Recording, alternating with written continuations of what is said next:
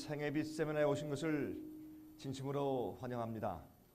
여기에 이제 참석하신 분들은 대부분 교회에서 심호하시는 교육자 여러분들이십니다. 참 수고가 많으시고 또 여러분의 노고와 헌신에 하나님의 크신 축복과 성령의 역사가 늘 함께 하시기를 제가 간절하게 바랍니다. 이번 기회에 제가 여러분들께 두 번에 걸쳐서 강의하면서 영적인 경험과 또 여러분의 목회에 또 여러분의 개인적인 신앙생활에 큰 도움이 되었으면 참 좋겠습니다. 여러 목사님들께서 이제 목회하실 때 여러분들이 강의하시고 또 설교하시는 이유가 어디 있습니까? 우리는 사람들을 우리의 말로 설득하려고 하는 것입니다. 그렇죠? 또 우리가 확신하게 된 말씀을 사람들 마음 가운데 넣어주어서 설득하고 깨닫게 하려고 하는 것입니다. 저도 물론 오늘 저녁에 여러분들을 설득시키려고 애를 쓸 것입니다. 그런데 저는 다니면서 제 이름을 내거나 알리거나 아니면 우리 생애빛 편에 속한 자들을 더 많이 만들거나 무슨 조직을 만들거나 그렇게 하는 인간적인 의도는 제 마음 가운데 전혀 없습니다. 우리 그것은 제가 시작할 때부터 아주 깨끗하게 제가 설명을 하고 시작하도록 하겠습니다. 그리고 저는 설교하고 강의할 때 우리가 좀 더 나아집시다. 좀 더 신앙이 좋아집시다. 성령을 더 받읍시다. 또 목회를 좀 더 잘합시다. 이 정도로 제가 세미나를 하러 다닌다면 전 아예 시작도 안 합니다. 전 그런 일을 하려면 전 미국에서 한국에 나와서 이렇게 저희 한국 땅 저 끝에 있는 여수 순천까지 오지 않습니다. 전 그렇게 하러 다니는 사람이 아닙니다.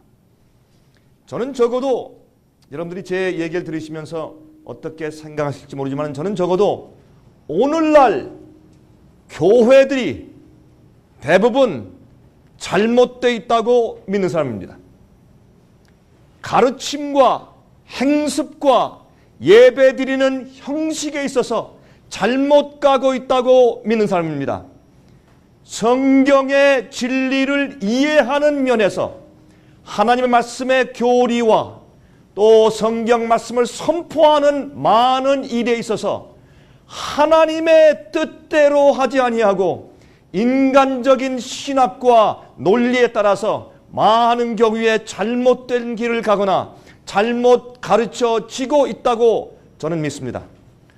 그러므로 저는 오늘 저녁과 내일 이틀에 걸쳐서 여러분들을 설득하려고 하는데 그것은 우리가 성경대로 돌아가자고 성경의 길잡이로 우리가 정말 올바른 길에 서도록 하자고 여러분들을 설득하려고 이 자리에 섰습니다.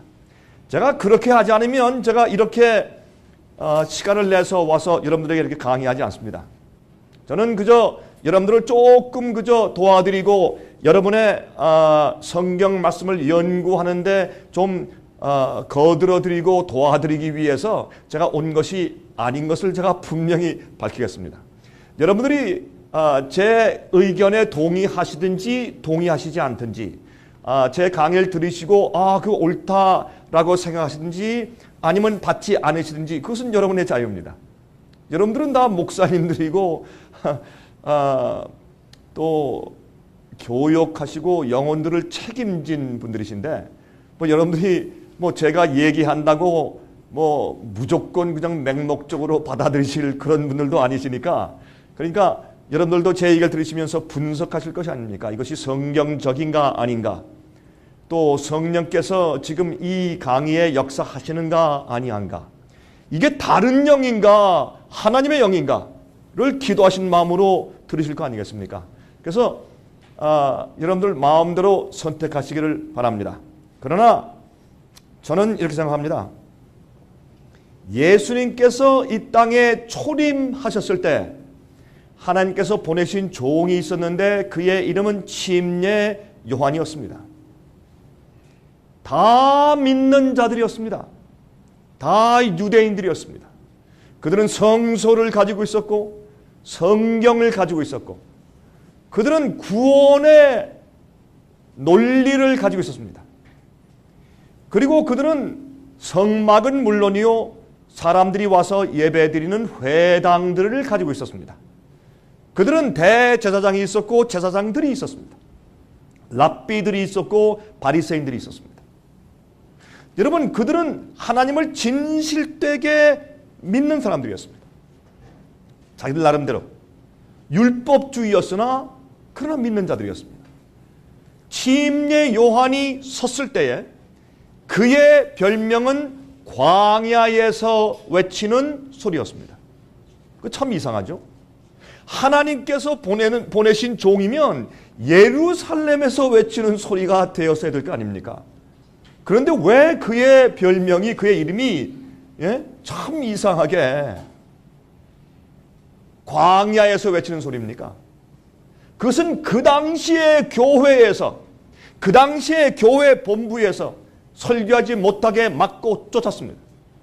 할 수 없이 그가 교회들의 인정과 그 다음에 허락을 받지 못한 상태에서 하나님의 인도하심을 따라 광야에 나가서 요단강가에서 외치기 시작했기 때문에 사람들은 그를 광야에서 외치는 소리라고 불렀습니다. 그가 외치는 기별의 가장 중심적인 이슈는 이것이었습니다. 너희들이 정말 회개한 것이라면 회개에 합당한 열매를 맺으라. 열매를 보자. 다시 말해서 그 당시 그들이 가지고 있는 구원의 이해가 잘못됐다는 겁니다. 그들이 가지고 있는 회개에 대한 이해가 잘못됐다는 겁니다. 복음이 잘못됐다는 겁니다. 그들이 성경을 가지고 진리를 가지고 있다고 말하지만은 그러나 그들이 가지고 이해한 복음은 반쪽짜리요 타협한 것이나 아니면 잘못 오해된 것이기 때문에 그들은 하나님의 백성들을 구원하는 복음을 가르치고 있는 것이 아니라고 그는 외쳤습니다. 여러분, 그것이 침례 요한의 예수께서 초림하셨을 때 외친 기별이었습니다. 예수님께서 오셨지만 물론 예수님의 그 사역을 시작하시기 전에 하나님께서 침례 요한을 미리 보내서 이 길을 닦게 하셨습니다. 왕이 오는 길을. 그렇죠? 그래서 돌을 치우고 높아진 것은 낮아지고 교만한 마음을 낮추고 깊이 들어간 계곡은 메꾸고 음흉하고 죄에 빠져 있고 그런 모든 경험들과 성질들은 전부 다 올라가서 대로를 만들어라. 우리가 하나님을 이해하고 하나님을 만날 그런 경험과 그런 회개 경험을 해라.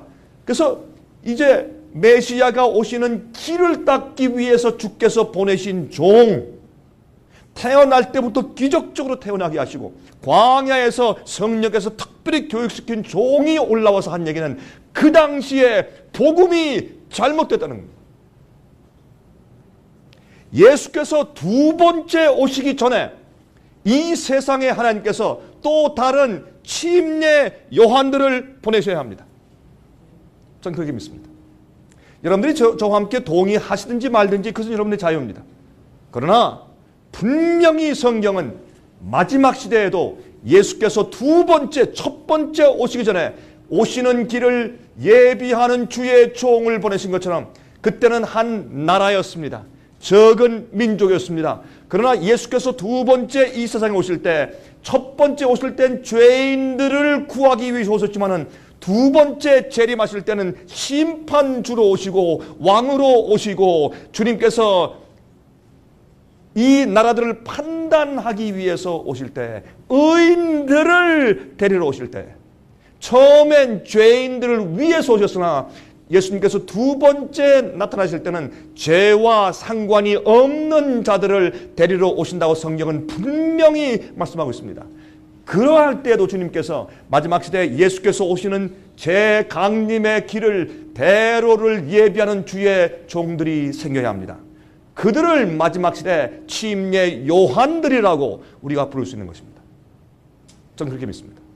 저는 그래서 오늘 저녁에 여러분들께 이제 그런 맥락에서 여러분들을 설득하기 위해서 제가 이 자리에 쓴 것입니다. 성경에는 두 가지 이 산맥이 있습니다. 여러분들 너무 잘 아시죠?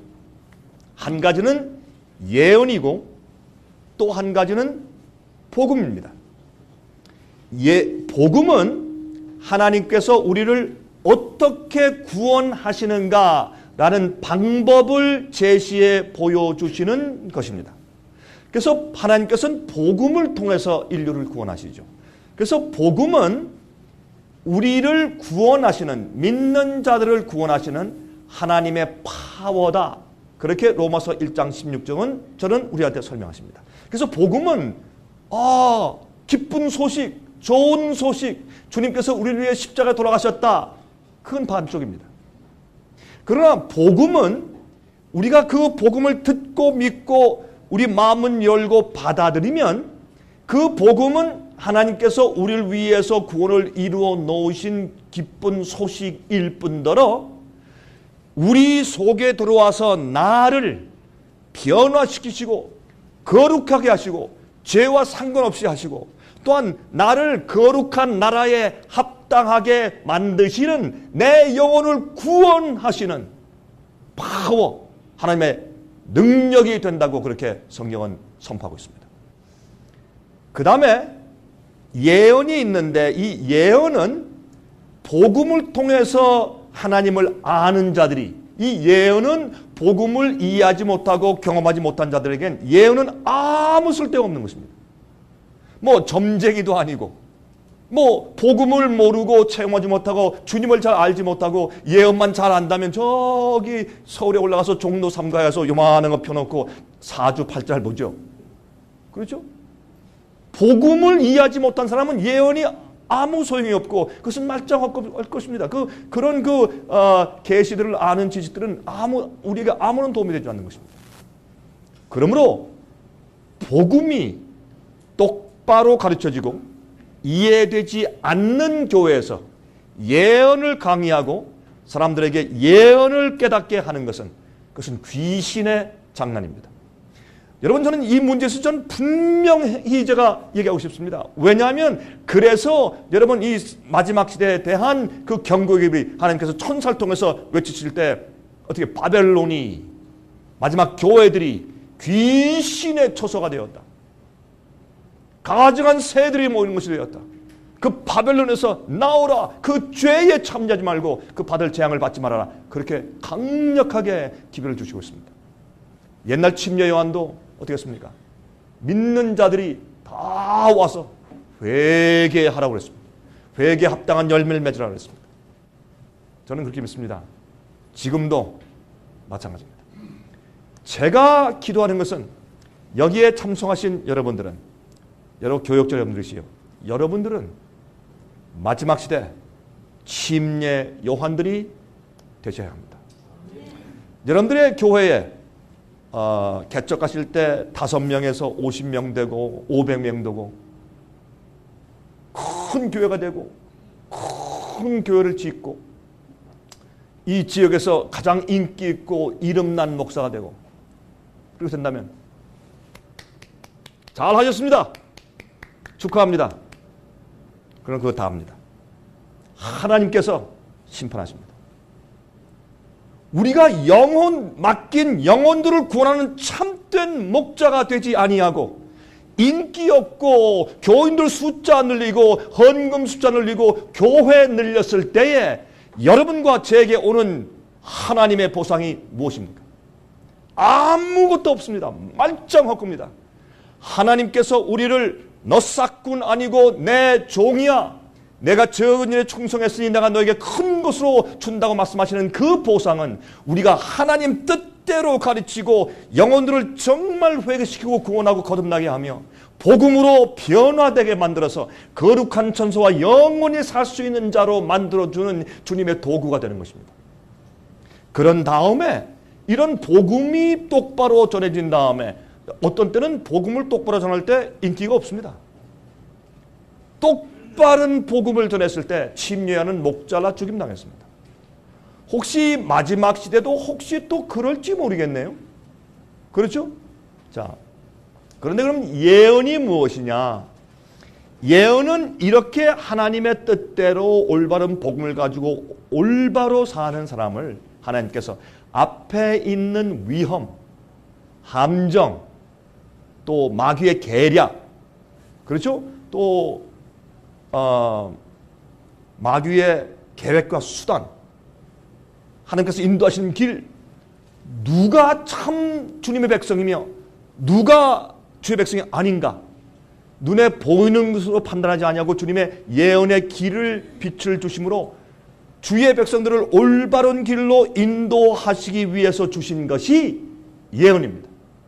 그래서 예언은 앞으로 오는 일에 대해서 이럴 것이다 라고 이렇게 대충 이렇게 미리 짐작하고 미리 이렇게 무슨 점치는 사람처럼 이럴 것이다 라고 예언하는 일이 중요한 것이 아니라 예언의 목적은 오히려 하나님께서 계속 인도하신 일, 성경에 예언하고 말씀해 주신 것들이 어쩌면 그렇게 기가 막히게 성취되어 왔는지, 우리가 그 성취를 보면서 깜짝 놀라고 세상에 이럴 수가 있는가. 그래서 주의 말씀의 성취를 보면서 우리가 너무너무 감동을 받고 이 성경 말씀이 정말 하나님의 영광의 말씀이구나, 이게 진짜 주의 말씀이네 해서 우리가 그것을 연구할 때 우리 마음 가운데 확신이 꽉 차서 주님을 따를 수 있도록, 그리고 이 분별케 하시는 성령을 받아서 우리가 정말 앞길에 무엇을 어떻게 하며 어디로 어떤 길로 따라가야 할지를 깨닫게 하시기 위해서 주신 것이 예언입니다. 제가 오늘 저녁에는 예언에 대한 것을 좀 말씀드리고 내일은 제가 복음에 대한 것을 설명을 드릴 것입니다. 이 두 가지가 똑바로 밸런스 있게 같이 가지 않으면 다리를 저는 것이죠. 그래서 우리가 복음을 똑바로 알아야 되고 두 번째 예언을 올바로 이해해야 하는 것입니다. 제가 오늘 다니엘서에 있는 11장 마지막 부분에 있는 예언과 12장 첫 부분에 있는 예언에 대해서 좀 집중적으로 설명을 드릴 것입니다. 참 흥미있는 것은 말이죠, 오늘날 이 세상에 그렇게 교회들이 많이 있는데 그 중요한 예언, 다시 말해서 어떤 때는 우리가 예언이 이게 도대체 어떻게 이루어질까라고 우리가 짐작하고 유추해서 예언을 풀면서 단계적으로 아주 단계를 또박또박 이렇게 예언을 이렇게 이해하면서 이렇게 될 것이다 라고 생각해 오다가 어떤 때는 갑자기 하나님께서 우리를 놀라게 하고 깜짝 놀라게 깨닫게 하시는 일들이 있어요. 그래서 예언은 현재 우리가 어디로 가고 있으며 우리가 지금 어디쯤 와 있는지에 대해서 노정표입니다. 이정표입니다. 어디까지 왔다, 얼마나 남았다, 이젠 다음은 뭐다, 이것을 알려주는, 우리 기차를 타고 갈 때 이정표, 우리가 버스 여행을 할 때 이정표가 있지 않습니까? 그렇죠? 지금까지 여수 순천까지 몇 킬로 남았습니다. 요 다음은 어디입니다. 어디입니다. 그런 이정표가 예언이죠. 그래서 이 예언을 우리가 이해해야 되는데, 특별히 이 다니엘서에 있는 예언은 여러분께서 아시다시피 다니엘서는 구약의 예언서고 요한계시록은 신약의 예언서입니다. 근데 이 다니엘서와 요한계시록을 같이 이해하지 않으면 이해가 안 되는 것입니다. 다니엘에 대한 이해가 없이 요한계시록은 풀리지가 않습니다. 왜요? 시작이 없는데 어떻게 결론만 가지고 이해할 수 있겠습니까? 또 이 다니엘서는 요한계시록에 대한 이해가 없이는 결론이 없는 것입니다. 그래서 두 이 예언서를 이렇게 짝을 맞춰서 같이 연결해야지 우리가 이 예언을 성경 전체의 흐름의 예언을 이해할 수 있는 것이 아니겠습니까? 그런데 이 다니엘서에 있는 기가 막힌 것은 여러분과 제가 살고 있는 이 시대 현재 우리가 늘 신문에 보고 TV 뒤에서 보고 있는 이 놀라운 사건들이 지금 이루어지고 있는 이 사건들이 그 성경 예언에 기가 막히게 예언되어 있는데도 그것을 가르치거나 이해하는 사람들이 너무나 없는 것입니다. 여러분들은 오늘 제 강의를 들으시고 선택을 하셔야 합니다. 우리 강병훈 목사 얘기를 들어보니까 그럴듯하네. 그럴 수도 있겠네. 그것도 참 흥미있다. 새로운 거 배웠다. 그렇게 하고 그냥 그만두실지, 아니면 저게 무슨 말이야? 더 깊이 연구하고 기도하고. 여러분, 예언의 고리가 하나 풀려버리면 그 다음부터요, 그 전에 그 이후에 고리가 계속 이해가 되고 머리가 열리면서 하늘이 보이고 계시가 보여요. 어떤 사람들은요, 자꾸 계시 본다, 내가 천국 갔다 왔다, 지옥 갔다 왔다, 꿈을 꾼다, 별 사람들 다 있습니다 요즘에. 예? 어떤 사람들 말이죠, 사람들 악수하고 눈동자 쳐다보면 그 사람의 과거가 다 보인다는 그런 성령 받은 사람들도 있고 별 사람들 다 있죠. 그게 참 계시가 아니라, 계시는 하나님의 쓰여진 말씀이 성령의 감동으로 이해될 때 그게 참 계시 아니겠습니까?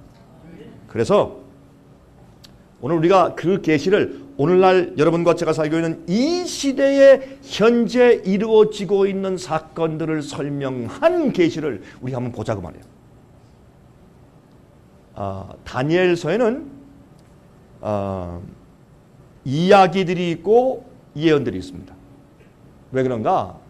예언들은, 다니엘서에 있는 예언들은 엄청나게 중요한 예언들을 기록해 두셨는데, 그 예언들이 이루어질 때, 예언들의 말씀하신 사건들을 통과해 나갈 때 우리가 가져야 할 믿음과 영적인 경험이 있습니다. 그 경험에 대해서 어떤 자들이 이러한 예언에 말씀된 사건들을 통과할 때 하나님 백성이냐, 주님의 보호하심을 받는 사람들이냐를 보여주기 위해서 이야기를 기록하셨습니다. 거기는 기가 막히게 성전이 회파되고 나라가 망하고 패배한 다음에 노예로 끌려가는 다니엘과 세 친구 얘기가 나옵니다. 그러나 그들이 뜻을 정합니다. 그리고 남들이 볼 때 우리는 완전히 망했는데 이렇게 해서 뭐해? 라고 낙심할 때에 그들은 주께서 주신 주님의 뜻과 교훈과 규례와 계명대로 삽니다. 그 명령을 통해서 하나님께서 유대 나라 전체가 하지 못한 놀라운 전도를 온 세상 만국에 하십니다. 우리 하나님은 그런 분이십니다. 여러분, 다니엘 때문에 온 세상의 유대 교회의 이스라엘의 하나님이, 구약 성경의 하나님이 세상에 전파되는 경험을 했습니다. 여러분, 예를 들어서 페르시아, 바벨론은 마찬가지지만 페르시아 나라에서 무슨 종교를 만들었습니까? 페르시아에서 조로아스타교, 배화교, 불을 섬기는 거. 왜 그랬습니까? 가만히 보니까 자기 백성들이 이 다니엘의 경건함과 훌륭함과 정직함과 하나님의 신이 그와 함께하는 것을 보고 이 페르시아 사람들이, 여러분 페르시아 사람들이 어떻게 했습니까? 메데 페르시아니까 바벨론 나라를 멸망시키고 제국이 됐지 않습니까? 그러니까 이 사람들도 어떻게 해요? 야, 바벨론의 하나님을 믿어야 된다.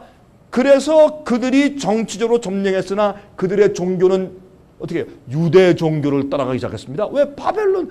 다니엘과 세 친구 때문에. 그때 페르시아에서 이거 안 되겠다, 우리도 종교를 하나 만들어라, 우리 백성들이 저 유대 종교 믿지 못하게 해라 라고 만든 것이 무엇입니까? 조로아스타교고 배화교 아닙니까? 왜 그들이 불을 섬깁니까? 그들은 성막제도가 유대의 성소제도하고 똑같았습니다. 어떤 의미에서. 그래서 이렇게 성막들이 있고 성소가 있고 들어가면 지성소가 있었습니다. 그 지성소에는 말이죠, 하나님의 쉐키나 영광이 이 언약궤 위에 이렇게 시운 자에 팍 비치는 그게 그들은 없잖아요. 없으니까 어떻게 했습니까? 거기다 불을 갖다 피워놨습니다. 그리고 배화교회, 조로아스터 교회의 가르침 가운데 무엇이 있느냐 하면 하나님의 아들이 이 세상에서 죽어서 인류를 구원한다, 그런 얘기가 있어요. 그래서 그것을 위해서 그들은 뭘 잡습니까? 염소를 잡습니다. 그들이 왜 그런 걸 만들었을까요? 하나님의 종들의 영향력입니다. 또 거기는 또 무슨 얘기가 있습니까? 거기는 예? 우상을 세워놓고 말이죠. 하나님께서 계시를 주었는데 금, 은, 동, 철, 철과 진흙인데 인간의 자랑과 권위로 천체 금을 만들어 놓고 다 와서 절해 하는 짐승의 표 얘기가 나옵니다. 그 장면을 요한계시록은 받아서 요한계시록 13장에 짐승의 표의 예언을 우리에게 기록해 준 것입니다. 그걸 모르고서 어떻게 요한계시록 13장의 짐승의 표의 예언이 이해되겠습니까? 다니엘 그 2장과 3장에는 마지막 시대 7년 환란 독재자가 나타나서 짐승의 표를 이런 얘기가 전혀 없습니다. 여러분, 다니엘을 오해하고 이해하지 못하니까 마지막 시대 짐승의 표에 대한 엉뚱한 이해와 가르침이 이렇게 창궐하게 되어버린 것입니다. 여러분, 저는 제가 말씀드렸죠? 저는 여러분들을 설득하러 온 사람이지 여러분들에게 그저 뭐 성경적인 뭐 인포메이션을 조금 주어서 여러분들이 성경을 연구하고 목회하자 조금 도움 드리려고 온 사람이 아닙니다. 아예 처음부터 우리 딱 깨놓고 얘기합시다. 저는 잘못된 것이 잘못됐기 때문에 성경으로 올바로 말씀으로만 돌아가자. 신학자, 인간의 논리 그 말고 성경에서 말씀하신 그 논리 그대로, 성경의 줄기 그대로, 성경이 말씀하고 있는 성경 자체가 그 키워드를 주어서 풀이해 주고 있는 예언과 성경이 제시하고 사도 바울이 말씀하기를 내가 너희들에게 전한 이 복음 이외에 다른 복음을 전한 자들에게 저주가 있을지어다고 말씀한 그 복음, 그걸 믿자 이거예요. 여러분들은 목회 잘하시고 교회 잘 세우고 영혼들 많이 구원하신 다음에 또 뭐 칭찬도 받고 또 인기도 있고 하시다가 나중에 주 앞에 심판 받으실랍니까?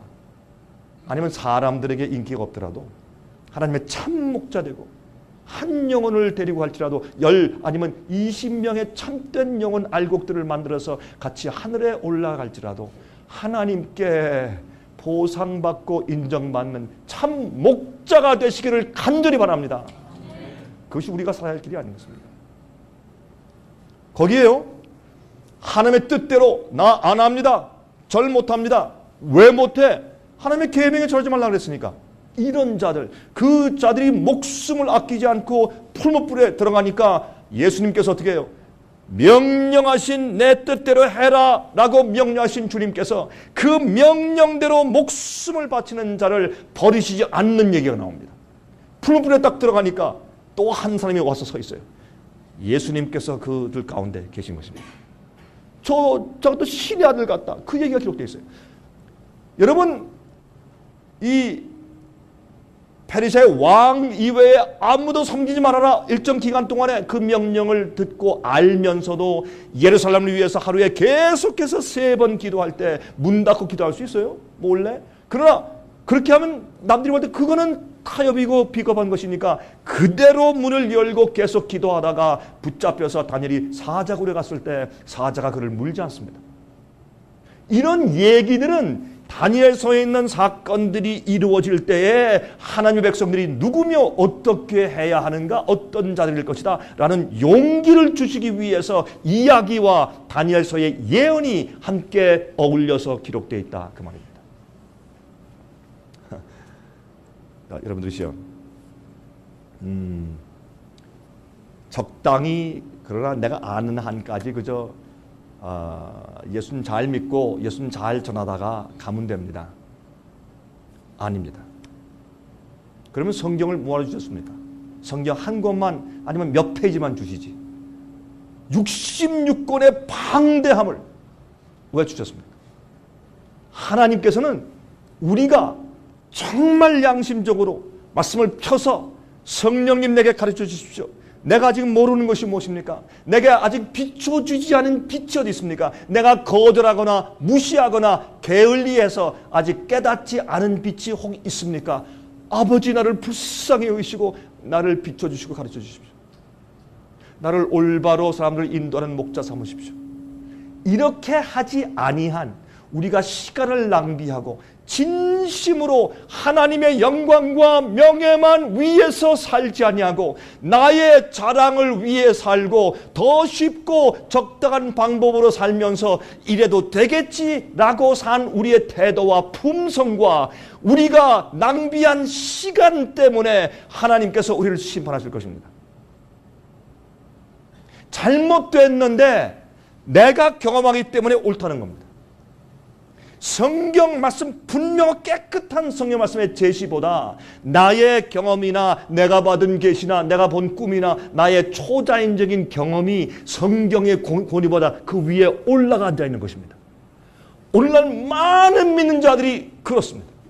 제가 어떤 때는 성경 말씀 보면서 이건 잘못된 겁니다. 목사님, 저는 체험이 있습니다. 전 계시를 보았습니다. 예수께서 내가 나타나서 말씀하시고 난 음성을 들었습니다. 난 체험이 있고 나는 뭐 놀라운 그런 영적인 경험이 있기 때문에 나한테 말씀하지 마십시오. 많은 사람들이 특별히 성령을 받았다고 주장하는 목사들과 장로들과 평신도들 가운데 꽤 많은 사람들이 성경 말씀의 진리의 분명한 권위보다 자기가 경험하는 경험이 더 높다고 생각하는 그러한 오류 가운데 빠져 살고 있습니다. 참 목사님들, 제 얘기를 받으시든지 안 받으시든지 집에 돌아가서 기도하면서 생각해 보십시오. 이거는 보통 문제가 아닙니다. 그래서 오늘날 교회에서요, 초자연적인 능력, 남들이 이해하지 못하는 신비주의, 성령이 내게 말씀하신다, 와, 좀 들린다, 음성이 들린다. 어떤 사람들은요, 생각이 막 들어오면 막 적어요. 이게 영감이래요. 어떤 사람은 눈에 보이고 천당 갔다 왔대요. 지옥 갔다 왔대요. 그러면서 성경과 맞지 않는 얘기를 막 얘기하고 간증하고 쓰고 그래요. 그러면 그게 성경 진리와 맞지 않는 계시를 얘기하면 그게 성령입니까? 다른 영입니까? 제가 여러분들께 말씀드리지만 저는 여러분들 설득하러 왔습니다. 여러분들께서 제 얘기를 들으시고 이제 여러분은 취사선택 하십시오. 저게 맞다, 안 맞다, 내가 더 연구해 봐야겠다. 그건 여러분께서 하시는 겁니다. 제 임무는 제가 이 한국에 와서, 제가 미국에도 집회를 많이 하지만 제가 한국에 와서 이런 교역자 여러분들 같은 분들을 위해서 이렇게 세미나 하는 것이 이번이 15번째죠? 15번째입니다. 근데 저희 별 이름도 없는 상해비세 세미나에 이렇게 오셔서 참석해 주셔서 대단히 감사합니다. 여러분들 이제 그 자체가 여러분들이 사모하고 좀 알길 원하고 또 겸손한 마음을 가지고 계신 것이 주님께서 축복하실 겁니다. 그러므로 오늘 제가 이렇게 제가 선언을 길게 한 이유는 좀 제가 여러분들의 마음에 좀 노크를 좀 크게 해서 여러분들이 혹시 좀 잠자고 있으면, 낮잠을 주무시면 막 귀찮더라도 흔들어 깨워가지고 야, 세상에 이게 도대체 무슨 말이야. 그러니까 지금은 둘 중 하나입니다. 제가 극단이든지 광신에 빠져있든지 아니면 진짜든지 둘 중에 하나예요. 맞죠? 제가 참 성령에 의해서 말씀하든지 아니면 다른 영에 빠져있든지 둘 중에 하나지, 중간은 없습니다. 이런 걸 얘기할 때 중간은 없어요. 하나님께서 제게 역사하시든지 아니면 마귀가 역사하든지 둘 중에 하나입니다. 이런 건 중간이 없어요. 제가 지금 얘기하는 것은 심각한 얘기이기 때문에 중간이 없는 것입니다. 제가 왜 이러느냐? 제가 좀 정신 나간 거죠? 아닙니다. 예수님께서 이 땅에 재강림하실 때가 아주 가까웠기 때문에 그렇습니다. 우리는 바벨론의 사상에서 나와야 되고 바벨론의 행습에서 나와야 되고 바벨론에 취하게 하는 잘못된 오류들 독주에서 나와야 합니다. 그렇게 해야 구원이 있고 참된 주의 종이 됩니다. 그런 자들에게 이제 곧 두 번째 오순절의 경험이 옵니다. 성경은 이른 비와 늦은 비 있다고 설명합니다. 오순절날 성령이 임했을 때 그들이 분명한 말씀과 또한 능력 있는 말씀과 단순한 말로 베드로가 설교했을 때 뭘 했습니까? 돌아가시고 부활하시고 성천하신 예수님이 구세주라는 얘기를 성령을 받아 외쳤습니다.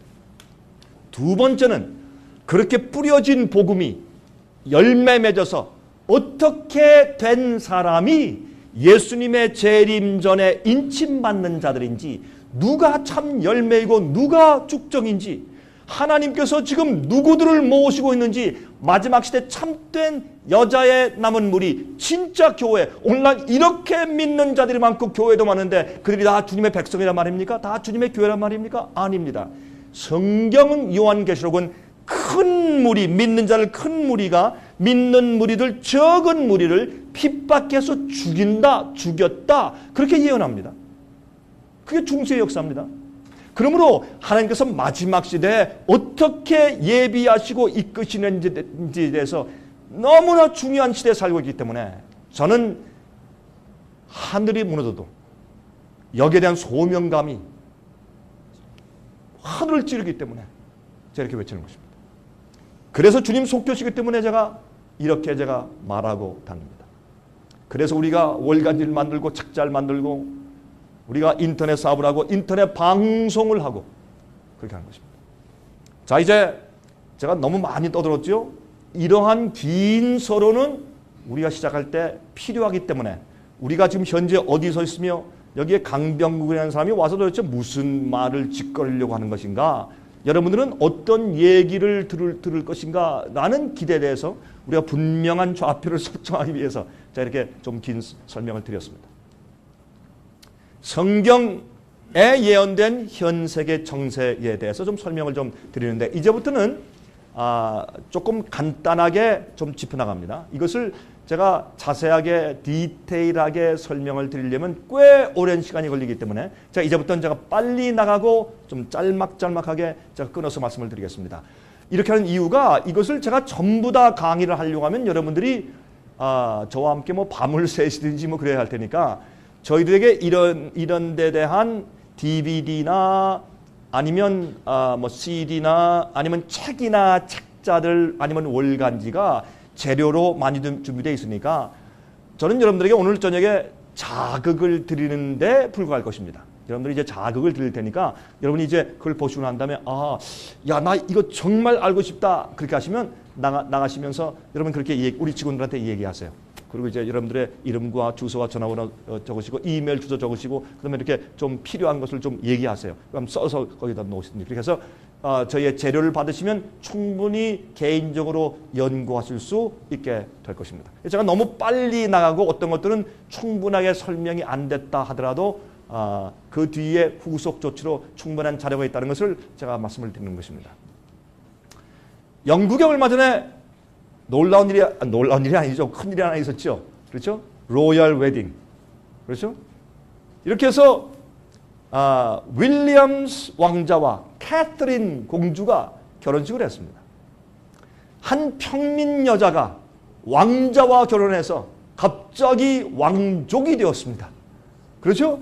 근데 이 두 사람이 참 온 세계 이목을 집중해서 이 세상에서 약 한 20억 정도의 사람들이 이 결혼식을 그 금요일 날 중계를 통해서 보았다는 것입니다. 약 20억? 참 인기가 있긴 인기가 있어요. 그 영국의 이런 왕족들 결혼식이 말이죠. 그런데 그 다이애나와 그 찰스 황태자가 결혼할 때보다 이번 결혼에 시청자가 더 많았다, 그렇게 얘기를 하죠. 어쨌든 제가 말씀드리는 것은 이것입니다. 그렇게 처녀들이 많이 있고 그 왕자와 결혼하고 싶어도 결혼한 신부는 한 명이었습니다. 그렇죠? 한 명이었습니다. 근데 그 한 명은 어떤 자였는가? 신랑과 마음이 합한 자였습니다. 성경은 혼인 예식에 대해서 예수님께서 비유를 말씀하시면서, 특별히 마태복음 22장에 혼인잔치의 비유를 말씀하시면서 청함을 받은 자들은 많되 택함을 받은 자들은 적다 그랬습니다. 우리는 청함 받으면 다 구원받은 것이다, 그렇게 사람들이 생각하게 만드는 것입니다. 아니지 않습니까? 청함 받은 자들이 택함을 받아야 할 텐데 택함 받는 길은 옷을 입어야 합니다. 그 예복을 입어야 할 텐데 그것을 의의 옷이라고 말합니다. 그 의의 옷을 성경은 성도들의 옳은 행실이라 그렇게 말합니다. 의라고 하는 것은 하나님께서 그저 우리에게 그저 인정해 줄게라고 씌워 주시는 것이 아니라 그 의의 옷은 우리의 마음속에 입는 옷이기 때문에, 그것은 예수님의 성품을 입는 옷이기 때문에, 그것은 우리 주님께서 그저 우리를 인정해 주시고 덮어 씌워 주시는 것이 아니라 내 마음속에서 하나님의 예수의 마음을 갖게 하고 변화시켜서 죄와 상관없이 의롭게 살 수 있게 만드시는 하나님의 파워가 그게 의의 옷이기 때문에 그 의의 옷을 입은 자들만이 택함 받은 자라고 성경은 말씀하고 있다, 그 말입니다. 최근에 이제 미국 남부에, 제가 미국 남부에 살고 있습니다. 근데 남부에 토네도가 왔는데 엄청났습니다. 뭐 한 3일 동안 241개의 그냥 회오리바람, 소용돌이 그냥 토네도가 막 불어닥치니까 굉장했죠. 어떤 건 말이죠. 이 폭이 1.6km 회오리바람이 지나가는 속도가 거의 한 400km 시속 막 밀고 나가니까 몇 촌락들이 그냥 싹쓸이, 이번에 토네도 지나간다면요 쓰레기를 치울 필요가 없대요. 다 날려가가지고 어마어마했어요.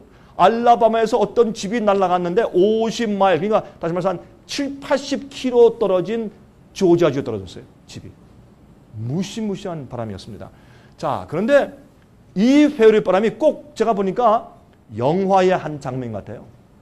트럭이 막 빨리 올라오고 짐승이 빨리 올라오고 집이 막 빨리 올라가는데 무시무시했어요. 이러한 토네도가 과거에 있은 적이 없어요.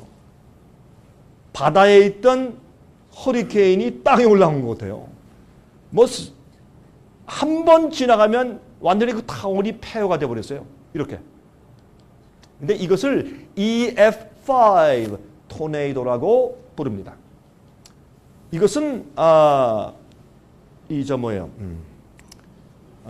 허리케인보다 더 강한 바람이었습니다.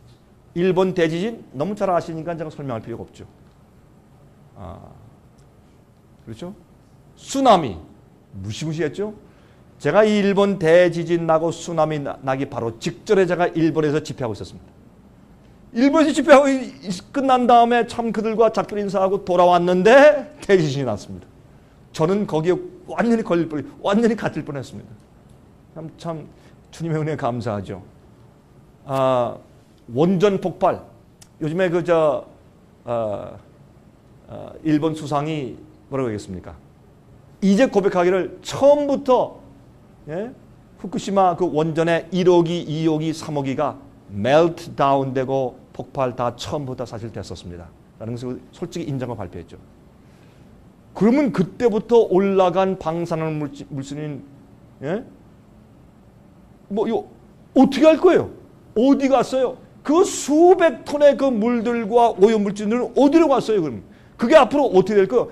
이 태평양으로 다 갔다, 땅 쪽으로 들어갔다. 그러면 그것이 나중에 어떻게 수증기 돼서 비가 내리면 어디로 갈 거예요? 이게 장난이 아니에요. 사실은 사람들이 두려워서 떨고 있는 시대에 살고 있어요. 경제?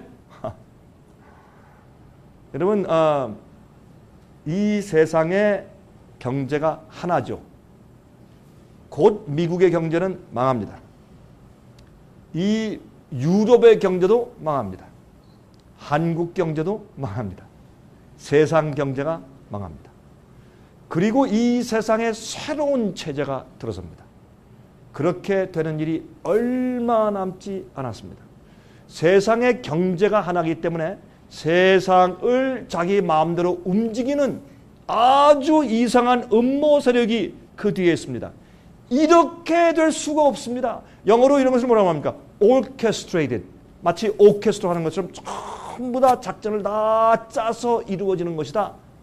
그렇게 말을 합니다. 이게 그런 거지 어떻게 이렇게 전 세계를 붙잡아 내리는 이런 일이 있을 수가 없습니다. 여러분 참, 자, 이 세상에서 말이죠. 빚이 있고 또 돈이 필요할 때 자기들 나라의 돈을 계속 찍어내가지고 빚도 갚아주고 필요한 거 다 주고 이렇게 해나가는 나라가 이 세상에 딱 한 나라가 있습니다. 참 좋겠죠? 돈이 필요하면 돈을 찍어내면 돼. 한국은 그게 안 돼요. 그죠? 한국에서 뭐 부채가 있다, 문제가 있다, 뭐 돈을 주려면 한국을 해서 뭐 한국도 계속 찍어내서 대줍니까? 그러면 인플레이션 때문에 큰일 납니다. 안 됩니다. 통화량이 많아지면 안 됩니다. 그러나 이 세상에서 그렇게 하는 한 나라가 있습니다. 그 나라가 미국입니다. 미국은 계속 돈을 찍어댑니다. 옛날에 찍어대는 거 아무것도 이건 그 세 번의 피요. 요즘에 돈을 찍어대는 그 액수는 어마어마합니다. 제가 미국에 이민 가서 산 지가 36년째입니다. 오래됐죠? 제 이해와 제 생활 가운데 말이죠. 미국의 사고방식이나 미국의 문화가 많이 들어가 있죠. 그렇죠? 이건 뭐 제가 오래 살았으니까. 옛날에는 미국에서 아니 얼마 전까지만 해도 미국에서 무슨 뭐 예산 세울 때 뭐 다른 무슨 얘기할 때 이 뭐 trillion dollars 몇 조 달러 뭐 이런 얘기는 들어본 적이 없어요. 이건 너무 천문학적인 숫자니까 들어본 적이 없어요. 요즘에 껐듯하면 몇 조 달러예요. 뭐 trillion dollars. 지금은 미국의 부채만 14.5조 달러니까 이게 1조 달러가 얼마인 줄 아세요? 1조 달러는요. 이 100불짜리로 이렇게 쌓아 올리면요. 세상에서 제일 높은 에베레스트 산 있잖아요. 그 산을 386배 높이로 쌓아 올려야 돼요. 100불짜리를. 그게 1조 달러예요. 상상도 못하는 옛날엔 들어보지도 못한 숫자인데 요즘엔 미국의 빚이 14.5조 달러예요. 너무 들으니까 뭐 사람들이 뭐 별거 아니겠다 그러고 다 이거는요. 말도 안 되는 얘기예요. 이거는. 미국 정부는 완전히 파산이고 속빈 강정이에요. 한국말로. 그런데 그냥 유지하고 있어. 왜 그런 줄 아세요? 계속 돈을 찍어대니까. 왜 그러느냐? 이게 미국의 달러가 World Reserve Currency예요. 이게 뭐냐? 세계의 기본 화폐입니다. 그러니까 모든 사람이 달러를 원해요.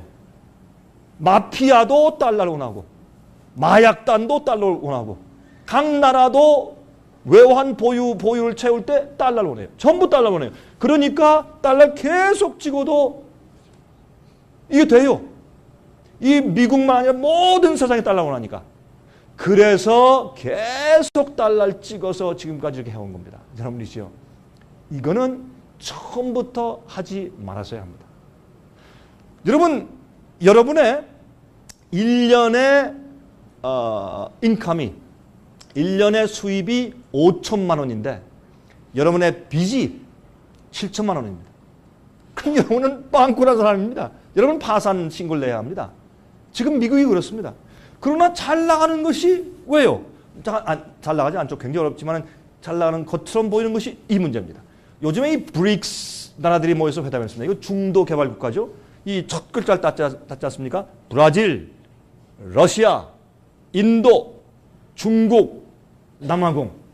이 나라들 5나라가 모여서 최근에 회담하면서 그 결론이 뭡니까? 우린 더 이상 서로 무역할 때 달러를 받지 않습니다. 요즘에 오펙 컨트리가 뭐라고 합니까? 우린 기름 사업할 때 달러 주지 마십시오. 여러분 미국이 왜 사담 후세인을 때렸습니까? 달러 안 받습니다. 다른 걸로 주시오 라고 시작하고 소리 지르는 사람이 사담 후세인이 가서 때려보는 거예요. 거기에 무슨 뭐 대량 학살 물기가 있었습니까? 없었습니다. 우리가 뭐 여러분 이거 상식적으로 아시는 문제 아니에요? 이렇게 되어 있습니다. 그래서 요즘에 어떻게 합니까? 할 수 없이 IMF에서 요새 도미닉 스트로스칸 IMF 총재가 최근에 미국 뉴욕에서 호텔에 거기 있는 그 웨이트러스가 아니지 거기서 청소부 여자죠. 그 여자를 그냥 강간해가지고 아이 참 창피하게 그래가지고 말이죠. 뭐 고랑 차고 들어가가지고 뭐 거의 수백만 불을 써가지고 겨우 어느 아파트에 가가지고 지금 뭐 감금돼 있죠. 그 IMF만 이 IMF에서 그 스트라우스칸 총재가 얼마 전에 발표했습니다. 이제는 미국 달러가 곧 더 이상 세계 기본 통화 화폐가 되지 않을 것입니다. 그래서 그들이 뭘 만들었는가? ISDRO를 만들었습니다. 그 뜻은 Special Drawing Rights. 특별한 어음이라 그렇게 해서 이 화폐를 만들기 시작했습니다. 이것은 화폐가 아니죠. 이제요. 지금 유로 달러 큰 문제입니다. 유로 달러도 미국보다 못한 그런 엄청난 문제가 있습니다. 그리스의 부도사 사태를 보십시오. 포르투갈 보십시오. 스페인 보십시오. 아일랜드의 파탄을 보십시오. 영국의 빚을 보십시오. 예? 이게 보통 문제가 아닙니다. 자, 이것도 베일아웃만이라고 자꾸 또 돈을 찍어서 막 이렇게 용서해줘야지. 나라들이 하나씩 하나씩 무너지면 유럽 연합 전체가 무너지니까 살려야 되니까 돈을 또 막 찍어가지고 막 줬어요. 그러니까 미국하고 똑같은 문제가 생겨버린 거예요. 이게 앞으로 어떻게 될 것인가? 자, 보세요. 짐승의 표의 환란의 핍박의 이슈가 뭡니까? 너 매매하게 못해? 사고 팔고 못한다? 이거는 평화로운 때 주는 법령이 아닙니다.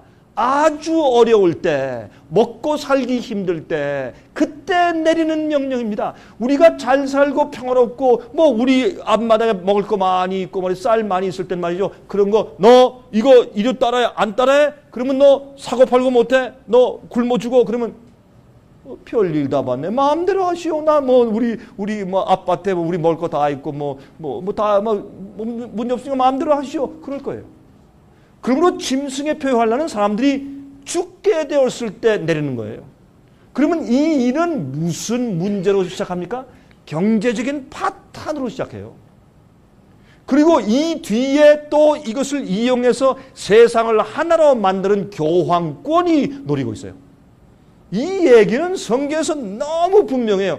개신교는 원래 그것을 믿고 가르쳐 왔어요. 종교개혁 운동의 두 가지의 모토가 뭡니까? 첫 번째, 믿음으로만 구원받는다.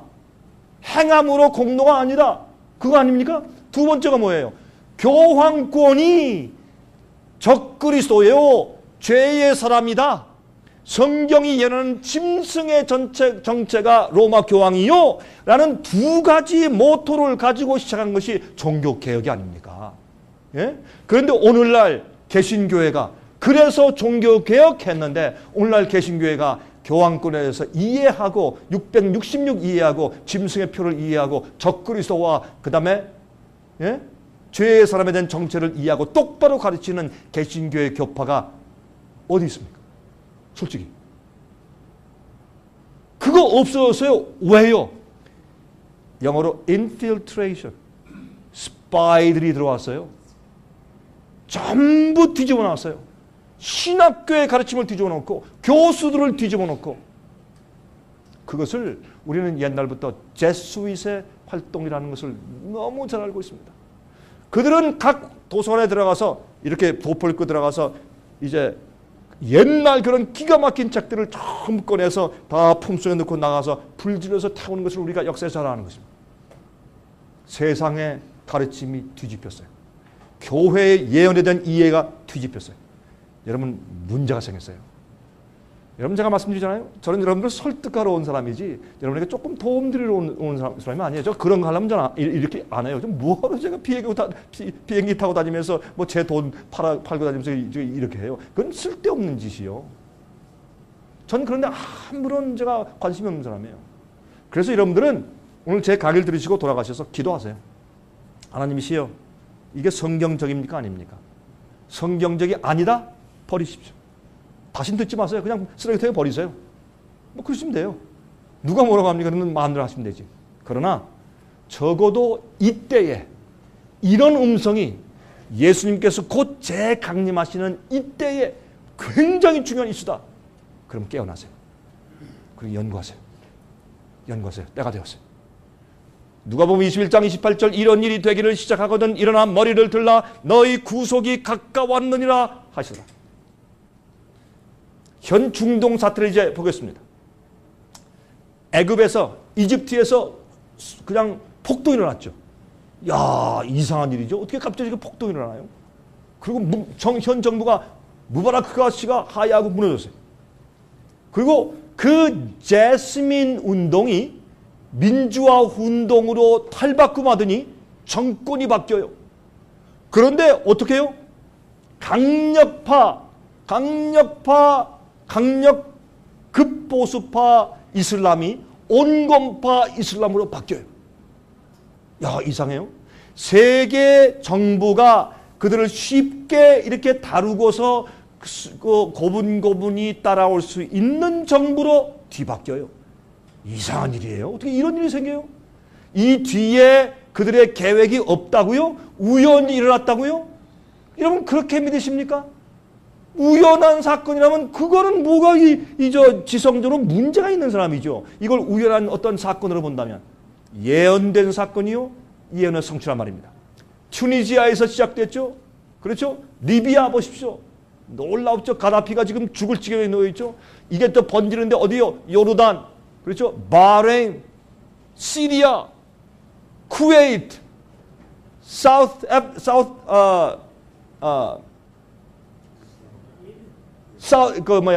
사우디아라비아. 갑자기 무슨 사우디아라비아. 그렇죠? 막 번져나가요. 이러더니 이게 뭐예요? 세상에서 지금 제일 말 안 듣고 뼈드락지처럼 세상에 고통을 주는 세력이 어느 세력? 아랍권, 이슬람권 아니에요. 저는 제 마음 가운데 자 예언적으로 저 블락이 저 파워가 꺾어져야 되는데 그래야 세상적인 짐승의 표가 가능해요. 세상적으로 온 사람들을 지배하고 이래라 저래라 표를 받아 안 받아 매매 못해 하는 것이 그래야 가능한 거예요. 공산주의가 넘어져야 돼요. 넘어졌어요. 미국이 꺾어져야 돼요. 미국이 지금 꺾어지고 있어요. Yes. 이제 뭐예요? 중동이 꺾어져야 돼요. Yes.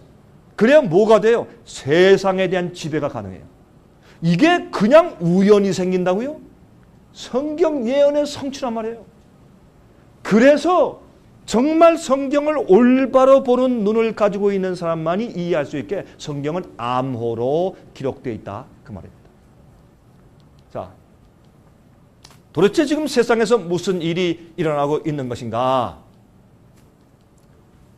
여러분 다니엘 11장을 간단하게 소개합니다. 다니엘 11장은 읽어보세요. 다니엘 2장은 신상 하나로 세계의 역사의 제국들의 흐름을 설명했죠. 다니엘 7장은 세계 역사의 제국들의 흐름을 좀 더 자세하게 디테일하게 다니엘에게 계시를 주어서 설명한 예언이 다니엘 7장이에요. 다니엘 8장에 가면 그것이 조금 더 자세하게 수양과 수염수로 나타나서 하나님의 성소가 회파되고 작은 뿔세력이 나타나서 막 그냥 이 진리를 땅에 던지고 짓밟고 하는 그런 사건이 좀 더 자세하게 설명이 돼요. 나중에 11장에 가니까 세상의 그 역사가 똑같이 2장과 7장과 8장에 설명되고 예언되었으나 그것이 좀 더 자세하게 디테일하게 그렇게 예언되어 있는데 심지어 말이죠. 예수님 당시에 말이죠. 로마 황제가 세금을 거두라. 그래서 호적을 다 해라. 그렇게 하는 그런 예언까지도 다니엘서 11장에 기록되어 있어요. 그걸 뭐라 했어요? 토색하는 자라는 얘기가 되어 있어요. 그게 뭐예요? 세금 떼어먹는 얘기거든요. 그런 예언도 기록되어 있고 클레오파트라 예언, 그 다음에 애굽과 로마가 전쟁하는 안토니오 장군, 나중에 그게 그 안토니오가 또 시저가 되고 그런 자세한 예언들도 다니엘 11장엔 기록되어 있어요. 참 이상해요. 그러니까 이 흐름이 2장에서 7장에서 8장에서 11장에서 점점 자세한 예언으로 나가고 있는데 11장의 예언은 1절부터 마지막까지 어떠한 씨름과 전쟁으로 예언을 기록해 주셨느냐 하면 남방왕과 북방왕의 씨름과 전쟁으로 기록해 주신 예언이 다니엘 11장이란 말이에요. 그러면 남방, 북방, 동방, 서방 할 때 어디를 중심으로 방향을 정했느냐? 성경에는 예루살렘을 중심으로 해서 방향을 정했지 않습니까? 그러므로 예루살렘에서 북쪽은 무엇입니까? 예루살렘에서 북쪽은 북방왕, 남방왕 할 때 북쪽은 시리아, 로마, 나중엔 교황 로마. 제가 왜 교황 로마라고 말합니까? 여러분 잘 아시다시피 로마 제국이 무너지면서 그 공백을 채우는데 누가? 종교 집권이, 교황권이 로마의 군대와 행정의 힘도 가지고 교회도 아버지가 되었기 때문에 왕들을 폐하고 세우고 이단들을 죽이고 고문하고 불태워 죽이는 고난이 있는 것이 교회였지 않습니까? 그 교회는 지금도 정치 세력 정부면서 동시에 교회지 않습니까? 옛날에 그랬지 않습니까? 그러므로 로마 제국을 이은 하나의 제국은 로마 교황 제국이었다는 것을 누구나 다 역사에서 알고 있지 않습니까? 그러므로 우리 그것을 절대로 간과할 수 없는 것입니다. 그러므로 이 예루살렘에서 북쪽에서부터 내려오는 세력이 시리아와 로마와 교황 로마였습니다. 그럼 남쪽에 있는 세력은 애굽이었습니다. 그러면 애굽은 어떤 세력이었습니까? 무실론입니다. 모세가 가서 우리 백성을 내보내달라 하니까 여호와가 누구냐? 누가 하나님이 어디 계시냐? 여호와가 누구냐? 우리 못한다. 그래서 무실론 세력의 대표가 애굽이었습니다. 이집트였습니다. 자, 이렇게 알고 우리 지나가면 좀 빠르겠습니다. 그래서 제가 21장 다 설명드릴 수 없고 이제 아주 간단한 그런 흐름을 설명을 드린 것입니다. 그래서 북방왕은 시리아, 로마, 교황 로마를 상징한 얘기였습니다. 남방왕은 이집트였습니다. 무실론을 말합니다. 그런데 재밌는 것은 여러분 연구해 보시면 알겠지만은 다니엘 11장 첫 번째에 보면 천사가 메데 페르시아라 그렇게 설명을 해요. 예? 그래서 메데 페르시아에 대한 얘기가 나와요. 8장도 설명되어 있지만 그래서 메데 페르시아 때부터 시작해서 여러분 다니엘 11장 마지막 45절 가서 보세요. 세상 끝이거든요. 그걸 받을 때 다니엘 12장 1절에 그때에 예? 하나님의 거룩한 백성을 보호하고 구하기 위해서 미갈이 일어나고 이런 얘기가 설명되어 있어요. 그러니까 이거는 메데 페르시아 때부터 세상 역사의 마지막 때까지의 얘기란 말이에요. 예언이란 말이에요. 그렇다면 우리가 상식적으로 그 얼마입니까? 약 2500년 동안의 예언이란 말이에요. 그러면 2500년 동안의 예언이 이건 분명한데 이건 빼도 박지 못하게 상식적으로 딱 읽어봐도 정확한데 그러면 그 긴 예언 동안에 남방왕이 누구고 북방왕이 누구냐 말이에요. 어떤 한 세력이다, 한 나라다, 한 왕이다. 그럴 수가 없어요. 2500년 동안 간 나라가 어디 있으며 2500년 동안 계속한 어떤 인물이나 왕이 어디 있었냐 말이에요. 그건 있을 수 없어요. 그래서 어떻게 봐야 되느냐. 북방왕의 정체와 뜻이 뭐냐 말이에요. 남방왕의 정체와 그 의미가 뭐냐 말이에요. 그렇게 이해해가야 합니다. 그래서 북방왕은 시대가 지나면서 똑같은 철학과 똑같은 그들의 성격이 한 세력에서 다른 세력으로 옮겨갈 수 있으나 그러나 그게 북방왕이에요. 남방왕도 한 나라에서 다른 나라로 다른 운동으로 옮겨갈 수 있으나 그건 남방왕이란 말입니다. 그렇게 해석을 해야 가장 합당한 해석일 수밖에 없어요. 왜? 한 남방왕, 한 북방이 2500년 동안 가며 싸웠다? 그건 있을 수가 없는 일이기 때문에 그러합니다. 그래서 이거는 애굽은 무실론이기 때문에 무실론 세력이 세상에 큰 영향을 줬어요. 옛날에 애굽은요, 온 세상에 큰 영향을 준 세력이에요. 그런데 마지막 시대는요, 무실론 세력으로 세상을 뒤흔든 세력은 공산주의예요. 그래서 이렇게 우리가 풀어야 하는 것입니다. 그러면 다니엘 11장 40절 41절 이제부터 제가 간단하게 설명하지만 빨리 갑니다. 여러분 시트벨트 하셨습니까? 안전벨트. 안전벨트 하시고 좀 흔들리지만 좀 빨리 좀 따라와 주시면 감사하겠습니다. 자, 다니엘 11장 40절부터 45절까지 6절은 이 세상 역사의 마지막 시대 약 200여 년간에 있었던 우리의 이 시대에 대한 예언을 기록한 것이 다니엘 11장 41절부터 45절까지의 예언들입니다. 여러분들이 제 얘기를 들어보시고 연구해보시고 저거 아니다 그럼 버리세요. 맞다 그럼 연구하세요. 그럼 되는 거예요. 간단합니다. 마지막 때에 말세다라는 말이 나옵니다. 마지막 때에 예언적으로요. 자식이 품을 쳐 죽였다. 정말 말세네. 그래서 말세가 아닙니다. 갑자기 어떤 나라가 망했네. 말세다. 그래서 말세가 아닙니다.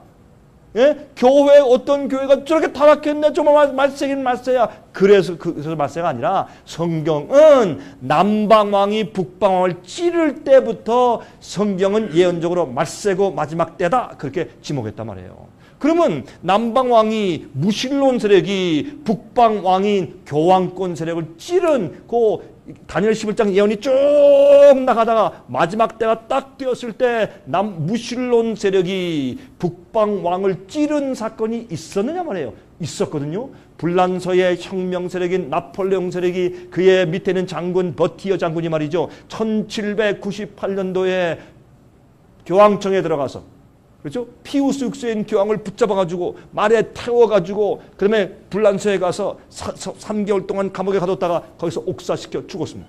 그랬을 때 온 세상은 그 당시도 신문이 있었습니다. 온 세상 신문들도 소문으로 말하기를 우리가 종교 탄압과 압제에서 드디어 해방되었다. 소리치는 소리가 온 세상에 퍼졌어요. 그때. 지금은 우리가 이런 데서 사람들이 별로 말 안 하니까 관심이 없어서 그렇지 그것은 그 당시에 시대에 놀라운 한 사건이었습니다. 그래서 찔렀어요. 죽게 되는 상처를 주었어요. 그런데 재미있는 것은 말이죠. 짐승의 표에 대해서 예언하는 요한계시록 13장이 시작할 때 그 짐승의 머리 가운데 하나가 죽게 되는 상처를 받았더니 나중에 그 죽게 되는 상처가 나음에 온 세상이 기이히 여기며 그를 따르더라. 그렇게 돼 있어요. 그러면 마지막이 시작될 때 어떤 사건으로 시작해요? 무신론 세력이 교황을 찔러 죽여요. 그런데 교황이 찔러 죽임을 당한 죽게 된 그 형편이 상처가 나아요. 부활해서 옛날 중세기의 세상을 다스리던 그 세력과 영향력을 다시 부활해서 회복해. 그럴 때에 온 세상이 놀라며 그를 따르더라. 영어로는 wonder after him. 그를 너무 놀랍다 하고 경이로운 마음으로 다 따르더라. 여러분 1798년도에 죽어버린 교황권이 회복되는데 무소리니가 약 한 108에이커의 여러분 그 바티칸의 땅을 갖다가 교황권에게 돌려주면서 라테란 조약을 맺었는데 그 조약을 맺은 다음부터 어떻게 됐습니까? 갑자기 나라가 되고 부활하더니 지금은요. 예? 핍박당해서 쫓겨고 도망가서 세운 미국도 참살 보내고 난리네요. 온 세상이 그를 따라요. 이걸 보면서도 오늘날 개신교회는 그걸 알아보지 못하는 이유가 종교개혁 때 시작한 올바른 성경 예언에 대한 해석을 잃어버렸기 때문에 그래요. 우리가 옛길로 돌아가야 돼요. 그러면 보이는 거예요. 우리가 잃어버렸기 때문에. 그런데 북방왕이 병과 마병과 많은 배로 회리바람처럼 그에게로 맞아와서 그 여러 나라에 들어가며 물이 넘친같이 지나갈 것이요. 그가 또 영화로운 땅에 들어갈 것이요. 많은 나라를 패망케 할 것이나 오직 에돔과 모압과 암몬 자손의 존귀한 자들은 그 손에서 벗어날 것이라. 여기 에돔과 모압과 암몬은 누굽니까? 에돔은 에서 자손이죠. 모압과 암몬은 롯의 자손들이에요. 이 사람들은 다 이스라엘과 유대 사람들의 친척이면서 그들 곁에 살고 있던 사람들이었어요. 이것은 뭘 상징하는가? 하나님을 믿는 사람들은 믿는 사람들이지만 그러나 이렇게 섞인 사람들, 진리와 오류가 섞여 있는 사람들, 그런 사람들 중에서도 바벨론에 있는 사람들, 바벨론에 취하게 된 포도주를 이제 그를 마셔가지고 잘 모르고 비틀거리며 좀 그렇게 혼돈돼 있는 사람들 가운데서도 존귀한 자들, 하나님께 존귀한 자들, 이 존귀한 자들은 또 원래 원어에서는 천열매라는 뜻이 들어있어요. 천열매들, 알곡들. 그런 자들은 어떻게 해요? 이 북방왕 손에서 벗어날 것이다. 이런 말씀이 기록되어 있어요. 계속합니다. 여러분 이 불란서 혁명 때 그들이 어떻게 했습니까? 성경을 불태우고 그 다음에 일주일제도 하나님께서 6일 동안 세상을 창조하시고 7일째 쉬시고 안식하게 하시고 쉬게 하시고 그걸 갖다가 그들이 어떻게 했습니까? 우리는 10일제도 만들자. 9일 동안 노동자들이 일하고 10일째 쉰다. 그렇게 해서 국회에서 정해서 바꿨더니 1년도 못 가서 노동자들이 다 그냥 지쳐 넘어졌어요. 그래서 일주일 제대로 다시 돌아왔죠. 그 다음에 성경을 다 불태웠죠. 무신론이죠. 이성의 신을 만들었죠. 여자를 세워서 이렇게 타고서 가면서 와 이성의 신, 우리 인간의 생각, 우리의 이 지성이 이게 신이다. 그렇게 해서 이성의 신을 섬기기 시작했어요. 무신론들이었어요. 그래서 거기서 생긴 파리 혁명이 뭡니까? 사회주의입니다. 중국에 가서 물어보세요. 공산주의가 어디서 왔습니까? 파리에서 왔죠? 그래요. 파리 혁명 사회주의가 공산주의 태동 아닙니까? 여러분, 카를 막스가 어디서 배웠습니까? 예? 스탈린이 그걸 어디서 배웠습니까? 불란서 파리 혁명에서 배운 겁니다. 그게 무신론이요, 그게 공산주의 태동이요, 사회주의 혁명 아니었습니까? 우리가 너무 잘 알고 있는 것입니다. 공산주의자들이 알고 있는 것입니다. 자, 그렇게 해서 무신론 세력이 이 마지막 시대 가서 남방왕은 불란서가 대표하고 있다는 것을 우리가 알게 되는 것입니다. 자, 그가 1798년대 남방왕이 북방왕을 찔렀습니다. 그 다음에 그런데 북방왕이 나중에 어떻게 해요? 죽었던 상처가 났으니까 금방 더 공격을 못하죠. 자기 상처가 나고 추스리고 해서 회복이 되죠. 그래서 오랜 시간이 걸리면서 말이죠. 죽게 된 상처가 났고서 다시 회복이 돼서 또 전쟁을 하게 이렇게 딱 되니까 그때 무신론 세력이 더 이상 불란서에 있지 않고 그 무신론 세력이 어디로 번졌어요? 불이? 소련이 돼버렸어요. 소련은 여러분 1917년도에 볼셰비키 혁명이, 공산주의 혁명이 러시아에 일어난 다음에 그것이 다른 인근 국가에 퍼져가지고 소련 연방이 생겼잖아요. 유크레인, 예? 체코, 슬로바키아, 헝가리, 폴란드, 루마니아 그렇잖아요. 동구권들 전부 다 그렇게 전부 다 이렇게 해서 여러 나라가 됐는데, 그러니까 소비에트 유니언, 소련 연방이 되어 있는데 남방 왕이 북방 왕이 죽은 상처가 해결되고 낫고 부활해서 권세를 가지고 치려고 복수하려고 딱 써버리니까 조그만 사회주의를 시작한 것이 큰 공산주의, 큰 불락으로 변해 있어요. 공산주의 불락이 생기면서 많은 교회가 불태워지고 신부들도 붙잡아가고 목사들도 붙잡아가고, 그래서 기독교가 엄청난 시련을 받고 특별히 교황권은 굉장히 많은 손해를 입었어요. 그래서 이 무신론주의를 갖다가 쳐서 없애야 무신론주의와 사회주의가 이 세상의 큰 세력으로, 정치 세력으로 부상할 때 교황권이 세상을 다스릴 수가 없잖아요. 이 무신론 세력을 꺾어버려야 돼요. 그래서 그들은 타협한 잘못된 종교이나 그러나 종교적인 세력으로 세상을 다스리기 위해서 하나의 적수인 무신론, 하나님이 없다는 무신론 세력을 꺾어버려야 돼요. 쳐야 될 거 아닙니까? 그러니까 사회주의에서 찔림받았던 상처가 다 나았는데 이제 다시 복수하고 들어가기 위해서 가려고 하니까 교황권은 뭐가 없습니까? 병과 마병은 뭐예요? 군대예요. 군대가 없어요. 교황권에는. 많은 배로, 성경에서 예언 가운데 배는 뭡니까? 배는 무역하는 것으로 경제를 말했어요. 그러니까 뭘 했어요? 병과 마병. 참 재밌는 것은 미국과 신성 동맹을 해서 미국의 군대를 사용했잖아요. 그렇죠? 군비 경쟁을 할 때 로널드 레건 기억하시잖아요? 그렇죠? 그리고 또 많은 배로, 여러분 공산주의 소련이 무너질 때 어디서 시작했습니까? 폴란드 혁명 아니에요. 폭동. 그 마웬사시 노동조합의 그 폭동 어떻게 시작된 거 다 알잖아요. 우리가, 여러분 그거 혹시 모르시면 기억 안 나십니까? 교회가 돈을 대줬습니다.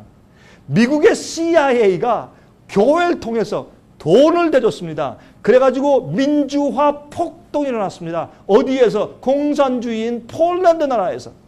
여러분 지금 중동 지방에서 말이죠. 이슬람 정권이, 아랍 정권들이, 거기에 독재자들과 왕권들이 그냥 우후죽순격으로 팍팍 쓰러지는데 그 시작이 뭡니까?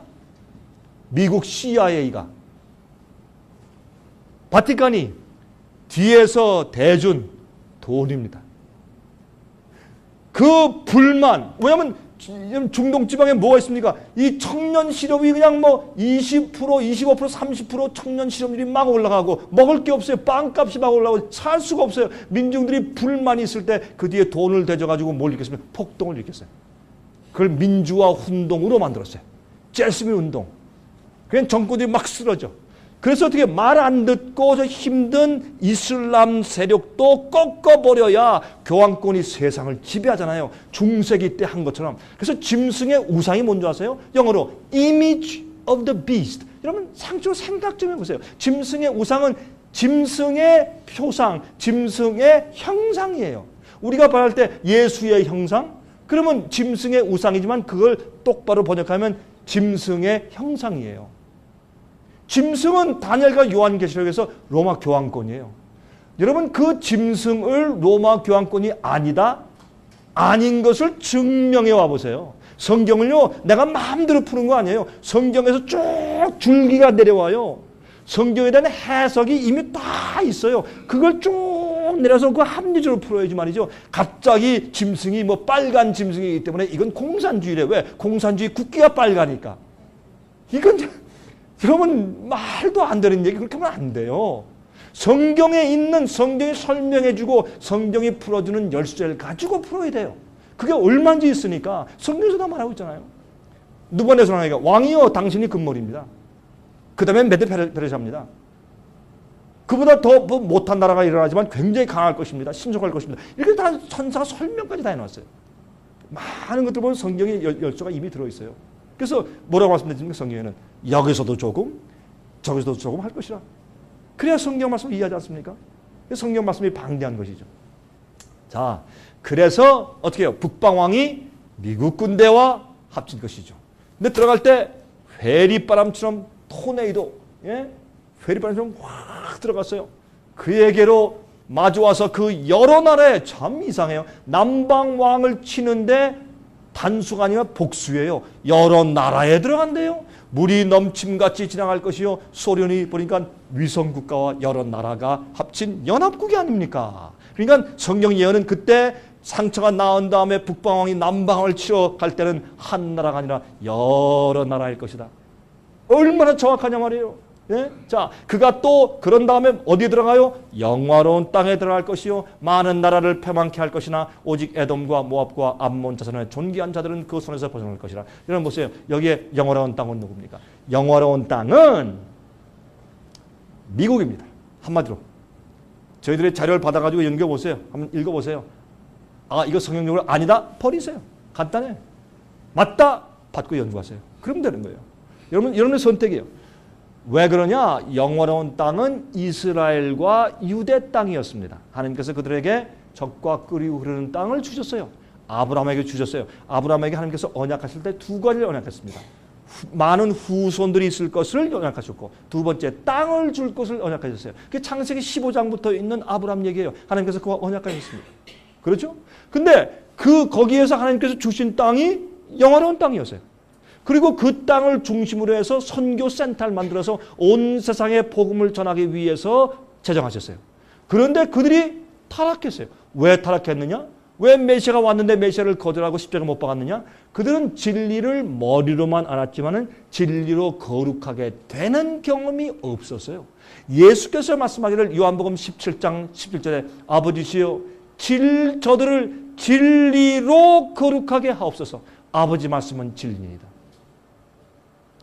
여러분 그 데살로니가 후서 2장에 보면 사도 바울이 공포했습니다. 우리가 구원받을 때 믿음으로만 아닙니다. 사도 야고보 뭐라 했어요? 너희 믿음이 있느냐? 잘한다. 내가 믿음을 보여라. 나는 행함으로 내 믿음을 보일 것이라. 믿음으로만 은혜로 믿음으로만 구원받는다? 예스! 100% 맞습니까? 100% 맞습니다. 근데 은혜가 뭐고 믿음이 뭐냐 말이에요. 은혜를 그저 주께서 봐주시는 것이다. 아니에요. 성경의 은혜를 연구해 보세요. 사도 바울이 제일 많이 사용한 은혜, 헬라말로 카리스, 영어로 그레이스가 뭐냐요? Amazing grace. 그 은혜가 무슨 뜻이냐 말이에요. 하나님의 성령께서 복음을 경험케 하기 위해서 역사하시는 파워를 사도 바울은 은혜라고 불렀어요. 그 역사가 나를 그 역사로 구원하는 것이죠. 그러면 그것을 믿는 것이에요. 어떻게? 내 속에서 내가 의를 이룰 수 없고 내가 나를 용서할 수 없으며 내가 나를 죄에서 해방시킬 수 없기 때문에 하나님의 역사와 은혜의 파워가 내 속에서 그것을 이루신다라는 것을 믿음으로 믿고 받아들이는 것이에요. 그래서 은혜로만 구원받고 믿음으로 구원받는 것이에요. 그리고 갖다 그냥 머리로만 이제 나 예수님 십자가에 돌아가신 거 나 믿습니다. 예? 나 믿습니다. 나 이미 십자가에서 내 죄가 다 해결됐습니다. 과거, 현재, 미래의 죄까지도 해결됐습니다. 그래서 회개할 필요가 없대. 하나님께 심판받을 자들이에요. 그래서 영혼들 다 죽여버리고 나중에 와서 목사 일했대. 그건 목사질하는 거죠. 목사질. 제가 중국에 가서요. 여러분들 다 기억하시잖아요. 여러분 죄송합니다. 그런 말을 드려서. 여러분들 충격을 좀 받으시라고. 네? 자는 사람 깨우면 아주 기분 나쁘거든요. 아주 속상하고. 근데 여러분들 우리 생애비 이런 세미나에 오셔서나 이런 얘기 들으시지 다른 데 가면 이런 얘기 못 들어요. 제가 중국에 갔을 때요. 그러니까 한 분이 이제 연변 조선족이 저한테 와가지고 목사님 목사질 하다 오셨습니까? 목사질. 처음엔 들을 때 기분이 안 좋대요. 근데 가만히 보면 그 말이 맞긴 맞아. 질. 목수질, 선생질 다 질이래요. 우리 정신 차려야 합니다. 그래서 여러분 우리가 그 똑바른 복음을 가지고 이해한 자가 경험한 자가 이걸 이해하는데 영화로운 땅은 이 이스라엘과 유대 땅을 중심으로 세상에 복음을 전파하기 시작했는데 이것이 어떻게 해요? 믿는 자들이 미국으로 다 도망하고 다 그들 미국으로 이렇게 도망오고 거기서 교회를 세워가면서 미국이 온 세상에 복음을 전파하는 선교의 센터가 됐잖냐 말이에요. 중심이 됐잖아요. 그리고 미국처럼 좋은 땅이 세상에 있어요. 저는 미국에서 36년 살았어요. 미국처럼 옥토가 세상에 없어요. 한국에 뭐 과일이 맛있어요? 여러분 미국에 맛있는 과일을 맛보셔야 돼요. 미국의 맛있는 단 과일 맛보다가 한국에 오면 한국의 과일들이 싱거워요. 미국 땅은 정말 기름진 땅이에요. 옥토예요. 세상에 최고로 축복받은 땅이 미국 땅 아니에요. 여러분 다 아시잖아요. 저는 세계를 여행하는 사람이에요. 저는 5대양 6대주 안 가본 데가 없어요. 뭐 모든 나라를 다 갔다는 것은 아니지만 많이 가봤어요. 전 다니면서 영어로 설교하고 강의하고 다니는 것이 저한테 불편하지 않은 사람이에요. 저는 어떤 때는 영어로 설교하기가 더 편해요. 왜냐면 영어는 뜻 글자이기 때문에 그냥 한국말로 몇 마디 할 걸 영어로 한 마디 하면 끝나. 영어가 참 편리해요. 옛날에 헬라 말이 참 좋았던 것처럼 영어가, 그래서 하나님께서 영어를 마지막 시대에 복음을 전하는 기본어로 삼으셨잖아요. 마지막 시대에 영화로운 땅은 미국이에요. 그런데 보세요. 북방이요. 소련에 들어가서 망하게 해요. 예? 내렸더래요. 그 다음에 또 누구를 쓰러뜨려야 자기가 패권 잡아요? 미국. 그러니까 어떻게 해요? 슈퍼파워에서 교황권이 올라가야 되거든. 그럼 슈퍼파워인 교황권이 어떻게 해요? 소련은 쳤어요. 군대로. 근데 영원한 땅 미국은 어떻게 해요? 조용히 싹 들어갔어요. 지금 미국의 종교 가운데 제일 큰 종교, 제일 숫자가 많은 종교, 개신교가 아닙니다. 카톨릭입니다. 개신교 전부 다 합한 숫자보다 캐톨릭이 더 많습니다. 이게 어떻게 된 노릇입니까? 미국이 누가 가서 어떻게 세운 나라인데 이게 말이 됩니까? 미국의 대법원 판사들의 숫자에 천주교인들이 제일 많습니다.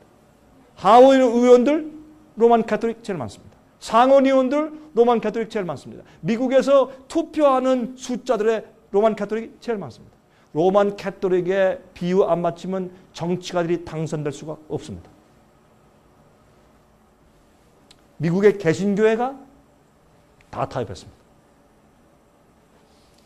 또 영화로운 땅에 들어갈 것이요. 살짝 들어가서 끝내버린 거예요. 소련은 공산당은 쳤고 미국은 살짝 들어가서 점령해서 다 회유작전으로 먹어버렸고 그 다음에 많은 나라를 패망시켜요. 세상에 1989년도 폴란드 폭동 북방왕이 여러 나라에 들어가서 남방왕을 치는 것을 우리가 보았죠. 스탈린이 넘어지고 러시아가 생기고 그렇죠. 미국의 USA 투데이 신문에 말이죠. 어떻게 해요? 미국과 교황권이 손을 잡아서 그 일을 한 것을 이렇게 대서특필했죠. 그렇죠. 더 이상 이제 소련이 없어요.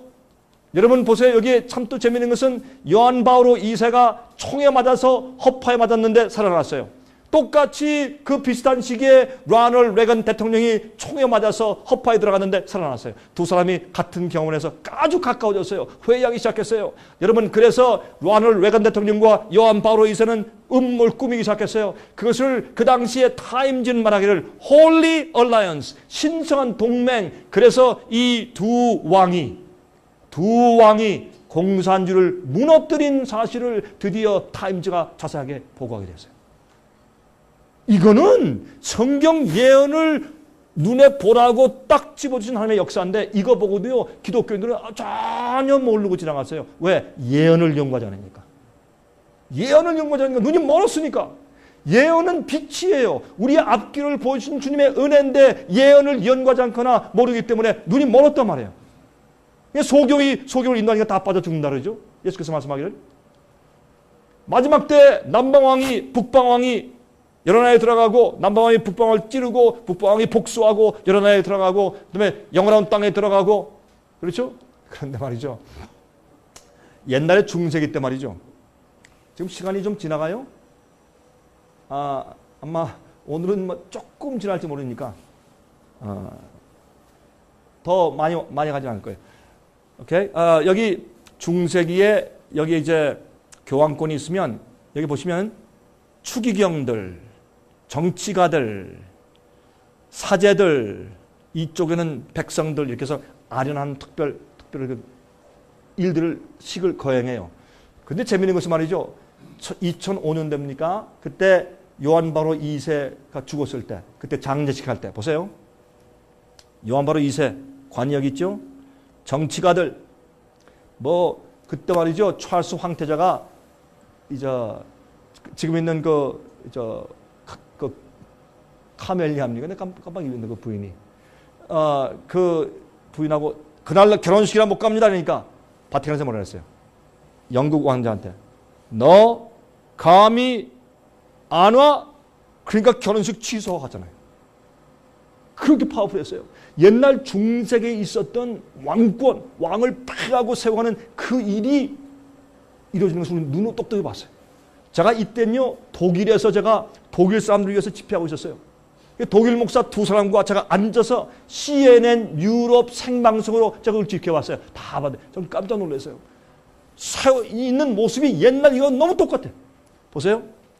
정치가들, 왕들, 미국의 왕들 다 갔죠. 미국 대통령들, 왕이 아니라. 추기경들, 사제들, 유명한 정치가들, 유력 인사들, 백성들 똑같아. 세상을 잡았어요. 죽었던 상처가 부활했어요. 여러분 아니면 아니라고 그러세요. 그래서 죽은 시체 앞에 미국 대통령들이 이건 뭐하고 있어? 무릎 꿇고 지금 뭐하고 있는 짓이요 저게? 예? 오바마 대통령과 미셸 영부인이 왜 이렇게 까만 옷에 까만 쇼를 쓰고 까만 넥타이가 서 있을까요? 중세기 때 교황을 찾아갈 때 까만 옷을 입고 갔어요. 엘리자베스 여왕도 까만 옷을 입고 갔어요. 왜요? 까만 옷을 입고 가는 것은 충성과 굴복을 상징하는 표시였습니다. 왜 오바마 대통령이 이러고 왔을까? 당선되자마자 가서 이렇게 인상할까요? 이거 참 이상하지 않습니까? 그리고요, 여러분이 지금 베네딕트 16세 교황이 미국에 와서 81세 생일 잔치를 해줬어요. 어느 나라 왕을 갖다가 백악관에 초청해서 생일 잔치를 해줍니까? 이런 게 세상 역사에 어디 있었어요? 근데 와서 생일 잔치를 하는데 재밌는 것은 제가 그걸 봤거든요. 또 이제 생중계로 제가 봤는데 재밌는 것은 말이죠. 이제 교황이 오니까 거기 모인 사람들이 로즈 갈든에서 막 소리 지르고 난리가 났어요. 막 사람들이 막 축하하고 박수치고 말이죠. 그런데 이 육군 군악대, 육군 군악대가 최고아니에요? 군악대가 말이죠. 옷을 입었는데 무슨 옷인지 아십니까? 옛날 미국의 초기의 콜로니얼 당시에 처음에 미국 연합 국가가 주들이 생기기 이전에 콜로니얼 당시에 입던 옷, 그저 스코틀랜드 군대들이 입는 옷이 이렇게 치마 같은 옷이 이렇게. 그래가지고 그들의 그 파이프 탁 불면서 말이죠. 그들이 말이죠. 탁 이렇게 행진으로 들어와 이렇게. 근데 그들이요 들어오면서 막 파이프를 불고 들어오면서 다시 말해서 미국이 건국할 때를 상징하는 것이죠. 예? 딱 들어오면서 말이죠. 그들이 연주하는 노래가 뭔지 아세요? 글로리 글로리 할렐루야 글로리 글로리 할렐루야 이걸 막 부르. 저는 내 귀와 눈을 믿을 수가 없었어요. 딱 상징이 그래요. 딱 들어오더니요. 끝날 때 그 노래 제목이 뭔지 아세요? 끝 가사가 뭔지 아세요? 그 육군 그 합창단이 쫙 부르는데도 합창은 또 기가 막혀요. 그 남성 사중장 기가 막혀요. The truth is marching on. 진리가 행진합니다. 진리는 무슨 놈의 진리가 행진해요? 바벨론의 포도주 앞에 갖다 놓고. 이게 성경이 말하는 마지막에 그렇게 될 것이라는 예언 아니에요. 그러니까 짐승의 피에 환란이 오죠. 사람들이 다 취했으니까 모르죠. 그런데요, 조금 전에 여러분 캐서린 배럴이라는 흑인 여가수가 있어요. 세계에서 제일 유명한 소프라노 가수 가운데 한 사람이죠. 이 사람은 까탈스러워요. 아무데나 안 가요. 아무데나 노래 안 부르는데 거기 와가지고 노래를 부르는데 주기도문 Our Father which art in heaven 그 찬송을 불러요. 그 좋은 찬송 아니에요? 주기도문이니까 부르는데 어떻게 하는지 아세요? Our Father 하늘에 계신 아버지 하면 어떻게 해야 돼요? 하늘에 계신 아버지 이렇게 해야 되겠죠. 혹시 제스처를 하려면. 그런데 교황을 보고 어떻게 하세요? Our Father which art in heaven 어디 하늘에 있어요? 아버지 뭐 하늘에 정신이 나갔더라고요. 그거 끝나니까 박수를 막 쳐요. 그러니까요, 조지 부시 대통령이요. 그걸 딱 끝난 다음에 그 교황을 보면서 Holy Father, 거룩하신 아버지요. 정신 나갔죠? 이게 예언의 성취. 이렇게 볼 때 우리가 뭘 보는 거예요? 그러면 다니엘 11장이 마지막 때 이렇게 어떻게 해요? 무신론 세력이 교황권을 찔러서 죽인다. 나중에 그 상처가 낫고 부활한다. 무신론 세력이 공산권을 때린다. 그다음 무너뜨린다. 여러 나라에 들어간다. 그 다음에 미국에 조용히 들어와서 점령한다. 이게 딱딱 보이잖아요. 그럼 지금 우리가 어디 와 있는? 이거 가만 있어봐. 이거 우리가 지금 어디 서 있는 거야? 지금 어떤 일이 벌어지고 있는 거야? 하나님은 처음부터 마지막까지 세상이라는 일을 보시잖아요. 우리가 말씀하시잖아요. 아모스 3장 7절에 하나님께서는 그 종 선자에게 미리 알려주지 않으시고는 아무것도 하는 일이 없다고 성경에 말씀했지 않습니까? 이런 것들은 우리에게 믿음을 주는 것이요, 확신을 주는 것이요, 요 다음에 무엇이 온다는 것을 포기해 주는 것이요. 그게 예언의 빛이에요. 눈을 뜨게 하는 것이에요. 예언을 잃어버렸을 때 오늘날 교회는 어두움 가운데 들어간 것이에요. 그래서 어두움 속에 들어갔어요. 교회들이. 왜 백악관에 말해요? 백악관이 여기 있으면 그 앞에 워싱턴 마니먼트요? 이게 뭔지 아세요? 태양신전 앞에 있는 태양신을 섬기는 오벨리스크 탑이에요. 왜 저게 저런 데 가서 서 있어요? 그 다음에 그렇게 미국이 딱 점령된 다음에 미국의 종교와 미국의 개신교와 미국의 정치가 딱 점령되고 정말 사람들이 눈이 멀어서 못 보지만은 교황권의 손아귀에 들어간 다음에 그 다음 사건을 성경은 뭐라고 얘기해요? 그런 다음에 그가 드디어 열국의 그 손을 펴리니 애굽 땅도 에집트도 면치 못할 것이므로 지금 애굽에서 무슨 일이 일어났어요? 복동이 일어났죠. 공산주의 여러분 무신론 세력을 넘어뜨릴 때 뭘로 시작했어요? 폴란드에서 폭동으로 시작했어요. 여러분 열국의 손을 펴는데 세상을 평정하기 위해서 말 안 듣는 아랍국과 이슬람 세력을 평정하고 손아귀 넣기 위해서 무엇부터 시작했어요? 투니지아, 애굽. 애굽이 최고의 애굽에서 큰 폭도 일어나니까 그것이 온 이슬람 세력에 다 번져버리잖아요. 그렇죠? 애굽 땅도 면치 못할 것이므로 그가 권세로 애굽의 금, 은과 모든 보물을 잡을 것이요. 뭐예요? 이게 5일 만이. 그 다음에 또 누구? 리비아 사람과 구스 사람이. 이게 다 뭐예요? 북부 아프리카 아니에요? 이번에 일어난 중동 사태가 전부 다 북쪽 아프리카에 생긴 폭동 아니에요? 그것이 중동 지방의 시리아, 요르단, 바레인, 사우디아라비아 다 지금 튀어가는 거 아니에요? 온 중동 지방의 아랍권이 쓰러지고 있잖아요. 왜 하필이면 애국과 리비아예요? 그들도 어떻게 해요? 사람과 구스 사람이 그의 시종이 되리라. 와, 정확하잖아요? 성경은요, 딱딱 집어서 이렇게 만화처럼 딱딱 이렇게 대목을 가지고 예언을 해주기 때문에 우리가요, 이렇게 가만히 보면 역사를 성경은 6,000년을 얘기하고 4,000년 얘기하고 2,000년 얘기하고 200년 얘기하고 그러잖아요. 마지막 시대 14만 4천을 얘기해요. 왜 그런지 아세요? 14만 4천만 구원 얻는 것처럼 우리는 기록된 데도 있어요. 그 뜻이 아니라 성경은 조명을 할 때 전체에서 어떻게 해요? 우리가 이 사진 찍을 때 어떻게 이 줌인하죠? 이렇게 가지고 클로즈업 하죠. 이렇게 사진 찍으면 이렇게 가면 어떻게 해요? 전체가 보이다가 더 가까이 가까이. 나중에 그 중심에 그거만 딱 이렇게 줌인 딱 해나가면 그것만 보이잖아요. 그러니까 성경은 말이죠. 지구 전체에서보다 가까이 가서 맨 마지막 시대 짐승의 표의 투쟁과 전쟁과 마지막 싸움에 대해서 딱 할 때 그때 짐승의 표를 거절하고 하나님의 인을 받고 서서 거룩하게 되어서 성령을 충만히 받고 두 번째 오순절 성령을 받고서 외치는 주님의 백성들이 드러나는데 14만 4천이다. 그렇게 해서 딱 주민을 딱 해버리는 것이 요한계시록 예언이에요. 13장 짐승의 표 예언 바로 직후에 14장에 14만 4천에 대한 그 얘기가 딱 나오지 않습니까? 제가 말씀드리는 것이 저거 아니다? 버리세요. 간단해요. 집에 가서 버리세요. 다시는 우리에게 듣지 말고 뭐 다 불태우든지 다 버리세요. 그러나 이게 맞다. 야, 이게 성경적이다. 받으세요. 기도하세요. 연구하세요. 깨어나세요. 마지막 시대 침례 요한들이 되세요. 여러분 교인들을 올바로 교육시키고 복음으로 구원하고 하나님께 칭찬받는 자들 되세요. 세상에서 자랑과 인기 있는 사람들 되지 마세요. 하나님께 칭찬받고 주님께 인정받는 목자들 되시길 바랍니다.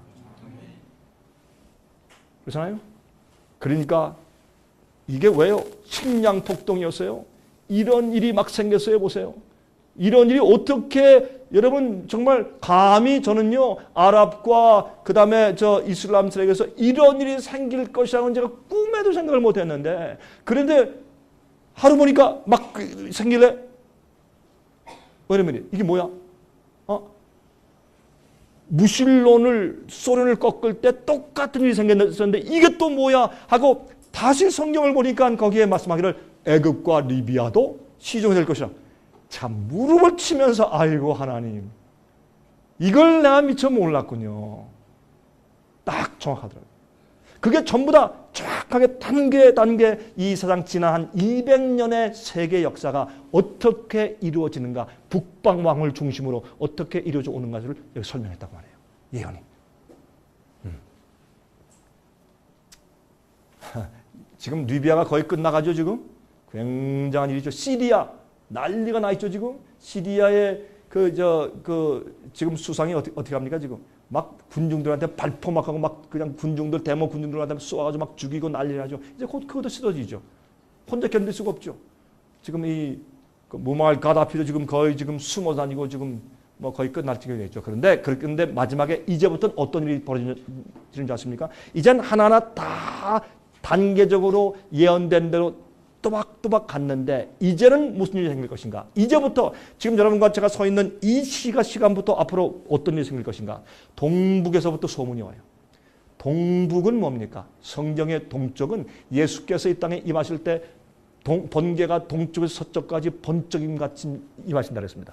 예수님께서 이 땅에 오시는 방향은 동쪽이에요. 여러분 요한계시록 7장에 하나님의 인을 가진 천사가 해 돋는 곳 동쪽에서부터 올라온다 그랬어요. 예수께서 의인들을 구하시기 위해서 오시는 방향은 동쪽이에요.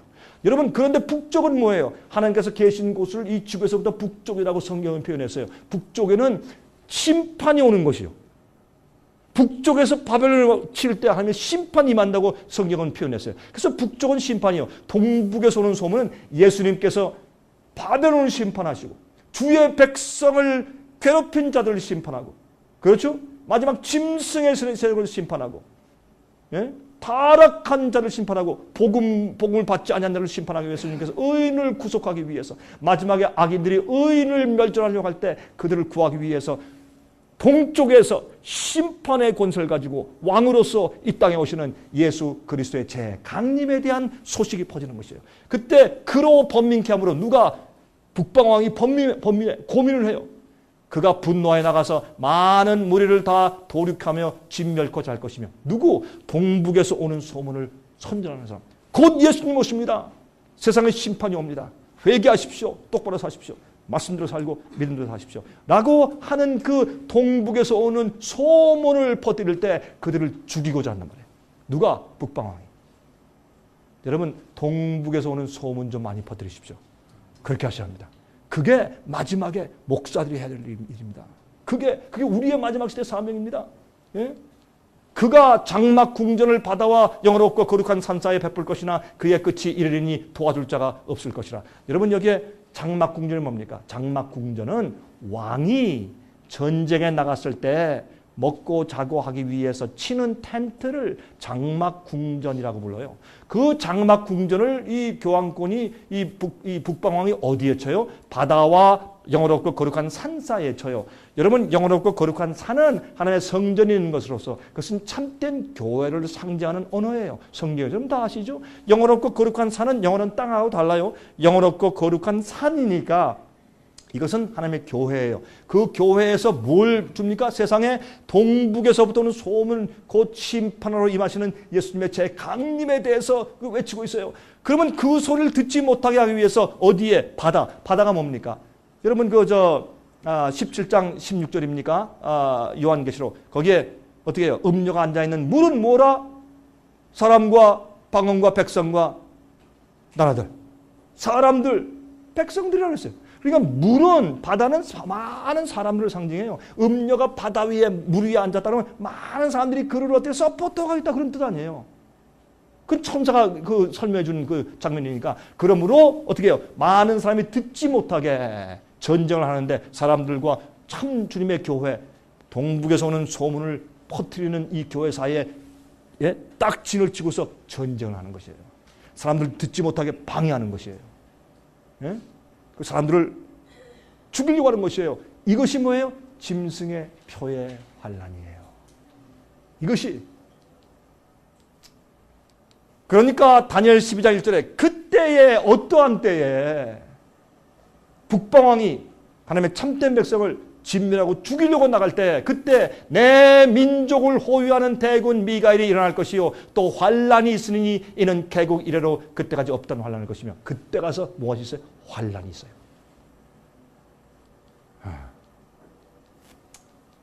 이제 끝내야겠습니다. 여기 이제 한 가지가 있는데 이거는 지금 이것도 들어가면 시간이 또 지나니까 이거는 제가 다음 기회에 설명을 좀 드리려고 하고 여기 7번째 나팔을 보면 거기에 어떤 말이 나오는지 아십니까? 땅을 망하게 하는 자들을 멸망시킬 때로소이다. 예? 이방인들이 분노하면 이방인들은요 지금 분노하는 거예요. 여러분 지금 저 중동 지방에 분노하는 걸 보세요. 땅을 망하게 하는 자들, 여러분 종교적으로 사람들을 속이고 잘못 가르치는 사람들을 땅을 망하게 하는 자들이라고 성경은 말해요. 그들을 하나님께서 어떻게 심판할 때가 됐다. 성전 안에 하나님의 언약궤가 보여요. 뭐예요? 지성소. 지금 지성소 시대요. 조사시 마지막에 대속죄 시대. 대속죄 심판 시대예요. 지금 심판하세요. 그래서 어떻게 해요? 하나님의 언약궤가 뭐예요? 하나님의 언약궤 속에 뭐 있습니까? 주님의 계명이 있어요. 주님의 말씀대로 진리대로 계명대로 하지 아니하고 자기 인간의 학설과 잘못된 오류로 사람들을 가르쳐서 이 세상 땅을 망하게 하는 자를 주님께서 심판하러 오시는 것이에요. 옛날에 말이죠. 두라평지에 금신상이 있었습니다. 절에 3명은 절하지 않았습니다.